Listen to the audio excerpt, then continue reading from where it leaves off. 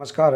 आइए आज हम इस वीडियो के माध्यम से वार्षिक परीक्षा सत्र 2022-23 के लिए मॉडल प्रश्न पत्र विषय हिंदी का हम अभ्यास करेंगे। देखिए, इसमें पूर्णांक 60 अंक, कुल प्रश्नों की संख्या होगी 24। इस प्रकार से आपको सह उत्तर पुस्तिका दी जाएगी जिसमें आपको अपनी सामान्य जानकारी जैसे कि रोल नंबर अंकों में और शब्दों में भरना होगा। इसके बाद शाला का नाम, इस प्रकार से आप अपनी सामान्य जानकारी भर सकते हैं। इसके बाद हम देखते हैं किस प्रकार के प्रश्न वार्षिक परीक्षा में पूछे जा सकते हैं। तो आइए हम इसका अभ्यास करते हैं। देखिए, मॉडल प्रश्न पत्र विषय हिंदी। तो इस प्रकार से अभ्यास के लिए यह मॉडल प्रश्न पत्र है। इसमें देख सकते हैं वस्तुनिष्ठ प्रश्न दिए जाएंगे, 1 से लेकर 10 तक वस्तुनिष्ठ प्रश्न होंगे। इसके बाद प्रश्न क्रमांक 11 से लेकर 20 तक लघुत्तरी प्रश्न दिए जाएंगे और इसके बाद प्रश्न क्रमांक 21 से लेकर 24 तक दीर्घोत्तरी प्रश्न दिए जाएंगे। तो आइए हम इनका अभ्यास करते हैं।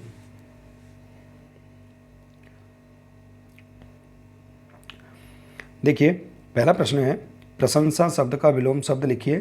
तो देखिए, इसका प्रशंसा का विलोम शब्द क्या है? निंदा। पुस्तक शब्द का पर्यायवाची क्या है? किताब है। तो इस प्रकार से देखिए, आप 4 ऑप्शन दिए रहेंगे, इनमें से एक आंसर आपको बताना है।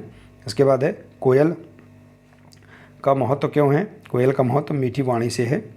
चंद्रशेखर आज़ाद की पिस्तौल का क्या नाम था? चंद्रशेखर आज़ाद की पिस्तौल का नाम बलख बुखारा था। इसके बाद है अल्फ्रेड पार्क स्थित है। तो अल्फ्रेड पार्क इलाहाबाद में स्थित है। राजा भाऊ महाकाल की शिक्षा हुई थी तो उज्जैन में हुई थी, इसका राइट आंसर है।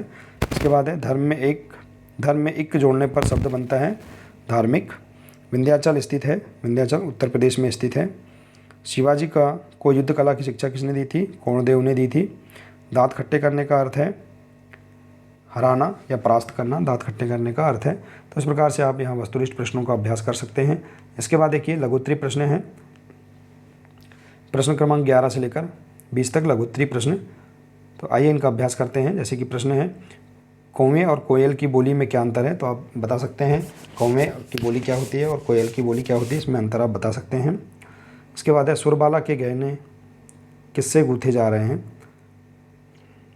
तो इसका आंसर आप अपनी पाठ्यपुस्तक से देख सकते हैं। हमें आत्मसुख कब मिलता है?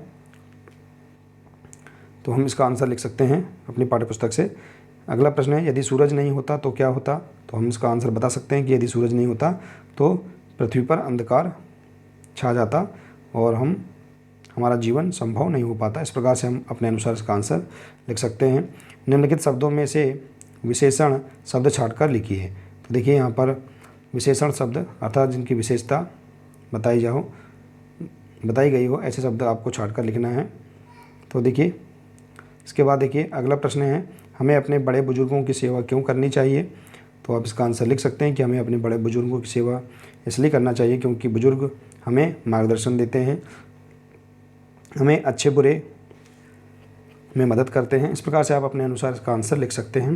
इसके बाद है माता जीजाबाई ने देश रक्षा हेतु शिवा को किन ग्रंथों की कहानियाँ सुनाकर प्रेरित किया? तो आप पाठ्यपुस्तक से इसका आंसर देख सकते हैं। अगला प्रश्न दिए गए शब्दों के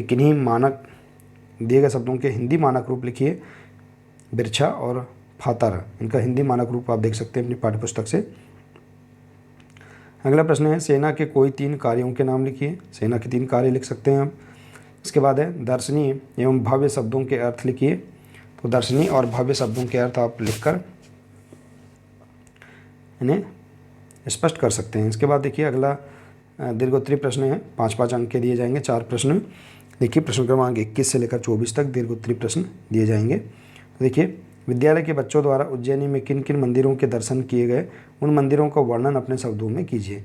तो विद्यालय के बच्चों द्वारा उज्जैन में कौन कौन से मंदिर हैं उनके नाम लिखकर उनका वर्णन अपने शब्दों में करना है। तो आप पाठ्यपुस्तक से इसका आंसर लिख सकते हैं। इसके बाद है रानी अवंतीबाई के बलिदान की कहानी अपने शब्दों में लिखिए। तो देखिए, रानी अवंतीबाई के बलिदान की कहानी अपने शब्दों में लिख सकते हैं अवंतीबाई के बारे में। इसके बाद है अवंतीबाई के चरित्र की विशेषता को अपने शब्दों में लिखिए। तो आप पाठ्यपुस्तक से इसका आंसर ढूंढकर इसका अभ्यास कर सकते हैं। इसके बाद है कविता की 4 पंक्तियाँ लिखिए जो इस प्रश्न पत्र में ना आई हों। तो आप कविता की 4 पंक्ति अपनी पाठ्यपुस्तक से याद करके लिख सकते हैं। इसके बाद है भारतीय सेना के 3 अंगों का सर्वोच्च अध्ययन कौन होता है? तीनों अंगों के नाम लिखिए। तो आप देख सकते हैं पाठ्यपुस्तक से इसका आंसर। इसके बाद है निम्नलिखित विषयों में से किसी एक विषय पर कम से कम 10 वाक्य लिखिए। रक्षाबंधन, मेरा विद्यालय, प्रिय मित्र और मेरा प्रिय पेड़। तो इस प्रकार से आप यहाँ पर किसी एक विषय पर 10 वाक्य लिख सकते हैं। तो इस प्रकार से देखिए आप यहाँ पर प्रश्न क्रमांक 1 से लेकर 24 तक इन प्रश्नों का आप अभ्यास कर सकते हैं। आशा है कि आपको यह जानकारी बहुत ही अच्छी लगी होगी। देखिए इसी प्रकार से आप इसके आगे के अन्य विषय के भी आप मॉडल प्रश्न पत्र का अभ्यास कर सकते हैं। तो देखिए यदि जानकारी अच्छी लगी हो तो प्लीज़ इसे अधिक से अधिक शेयर करें, वीडियो को लाइक करें और इसी प्रकार की महत्वपूर्ण जानकारी प्राप्त करने के लिए आप हमारे इस चैनल से जुड़े रहिए। मिलते हैं इसी प्रकार से अगले नए वीडियो के साथ। नमस्कार।